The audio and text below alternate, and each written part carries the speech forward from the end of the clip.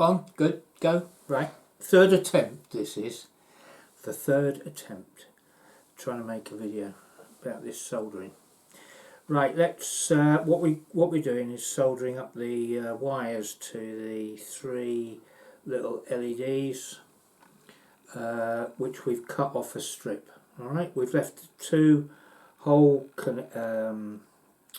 contacts at the end.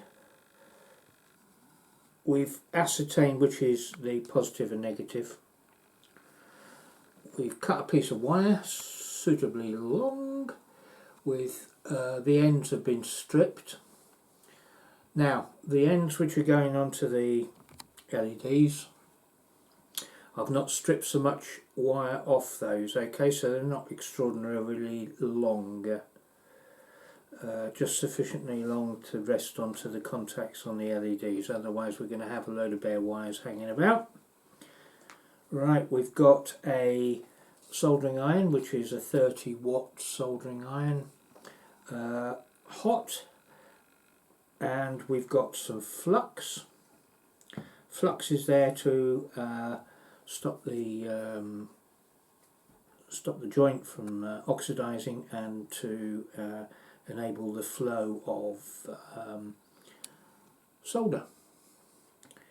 We've also got some solder, which is leadless 96.5% tin solder, and we also have a spongy.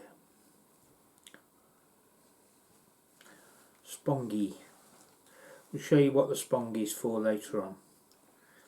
Right, so what we need to actually do is to ascertain that the tip of the soldering iron is clean.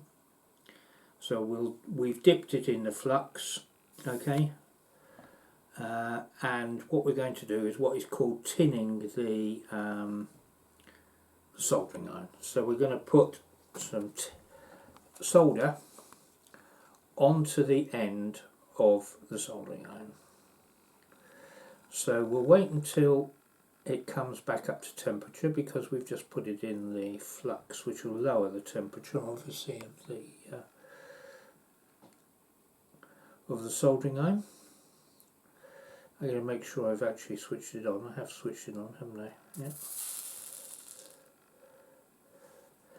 So put a bit more flux on there, and we've got some solder on the end of the iron.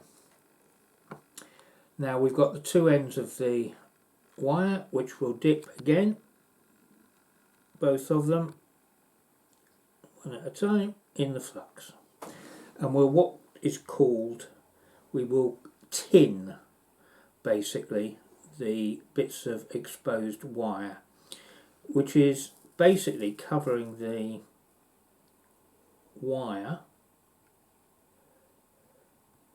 with solder. Okay, so that's one done. Now we're going to do the other one. Okay, so that's the wire, 2 wires, they're tinned. Now you will see on the end of the soldering iron we've still got quite a bit of solder, so we don't want that, and this is where the sponge comes in handy. Okay, so we'll clean off the excess solder which is on the soldering iron, so we're not going to get enormous great globs of solder on the joint. We're going to get just enough.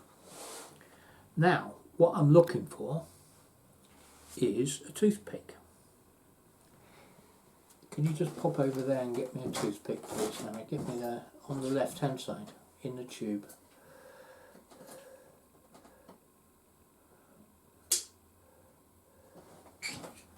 Oh, toothpick. Okay, right. So now we're going to pick our teeth. No, we're not going to pick a teeth with it.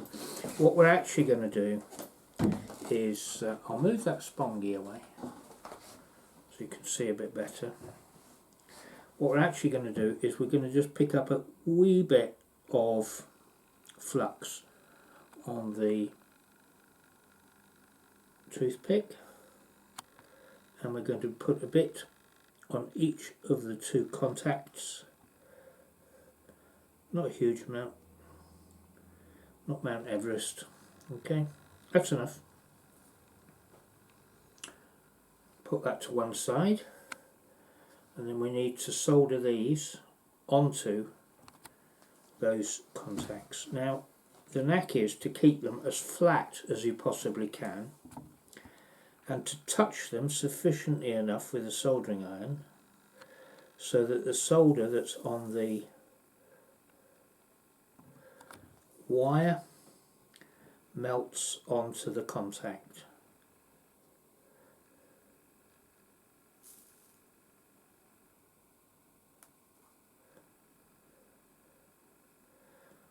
That's number one done. Now number two is a bit more difficult because it wants to, what I'm going to do is I'm going to part the cables a bit more, so I've got a bit more flexibility in manoeuvring this cable around to where we want it to go. Keep it flat. Can you still see it? Mm-hmm. Okay, and we're going to heat that wire up so that it solders itself to the contact.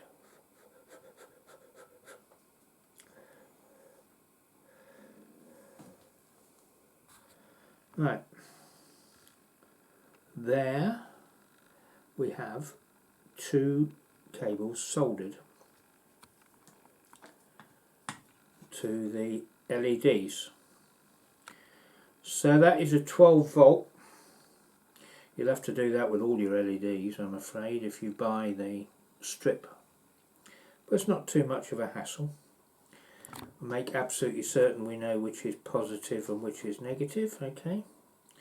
So in actual fact, the one with a kind of a grey line down it on this particular instance is positive, and the other one is negative. So we'll just test it out by plugging in the transformer, which we've done. We'll test it out also by taking off the cobwebs. If you can concentrate on the, right, which one's positive? That one's positive, that one's positive, this one's negative. So we should be able to light it up. There we go. Have you got it, Harry? Mm-hmm. You can see that. Alright, so that's two good connections and it works. Do that before you fit it in your building. Obvious. Right, so that'll be enough on this video, I think. Do you like that?